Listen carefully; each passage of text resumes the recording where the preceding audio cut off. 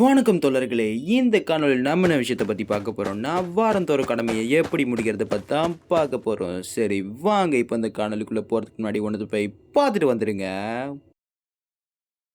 TVK கில்டுக்கு வந்து சேருங்கள். சேர்ந்து போமா, நம்ம எல்லாரும் சேர்ந்து போமா. டிவி கேக்கு நீயும் ஜனா பண்ணிக்கோமா. சின்ன கில்டு ஏமாத்தி தான் போகாத.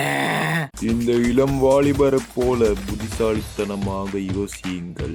அப்போதான் உங்களுக்கு நடக்கும் நல்ல விஷயங்கள்.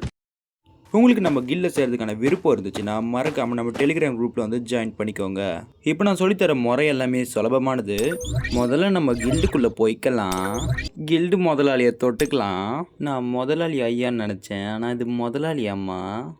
நம்ம முதலாளி அம்மா கூட 2 சண்டையை போட்டுக்கலாம். 2 முறை நீங்கள் ஜெயிச்சதுக்கப்புறம் மறக்காமல் அதை பதிவு செஞ்சுக்கோங்க. ஏன்னா பதிவு செய்யலைன்னா உங்களுக்கு பரிசு கிடைக்காது. அப்புறம் சம்மந்தமே இல்லாத பொருட்களை உருவாக்கிக்கோங்க. அப்புறம் அந்த கில்டு கடையில் போயிட்டு உங்களால் என்ன வாங்க முடியுமோ அதை வாங்கிக்கோங்க. நான் எதுக்காக 3 கேட்டு வாங்கினேன்னா சீக்கிரமாக டெவலப் பண்ணுறதுக்கு தான், வேறு எதுக்கு.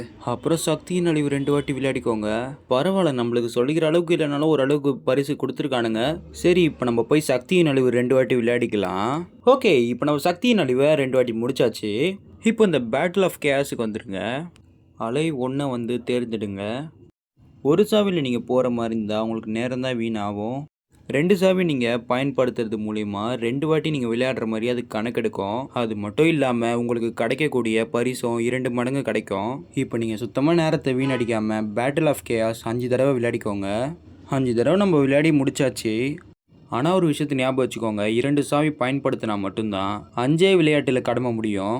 என்கோர் கடமையோ இல்லை இன்ஸ்டன்ஸ் நிலவரியும் போய்க்கோங்க. உங்களுக்கு ஒரு வேளை அந்த அளவுக்கு நேரம் இல்லைன்னா சுலபமானதாக போயிட்டு 5 சாவியை பயன்படுத்துங்க. அதுக்கப்புறம் நீங்கள் இதை 4 வாட்டி விளையாடினாலே போதும். இப்போ நம்ம அந்த 5 சாவியை பயன்படுத்தி 4 தடவை விளையாடி முடிச்சாச்சு.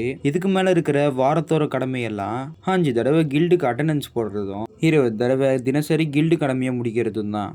சரி தோழர்களே, இதோட இந்த காணொலியை முடிச்சுக்கலாம். மீண்டும் உங்களுக்கு ஒரு பாயிண்ட் படுற மாதிரி ஒரு காணொலியை போடுறேன்.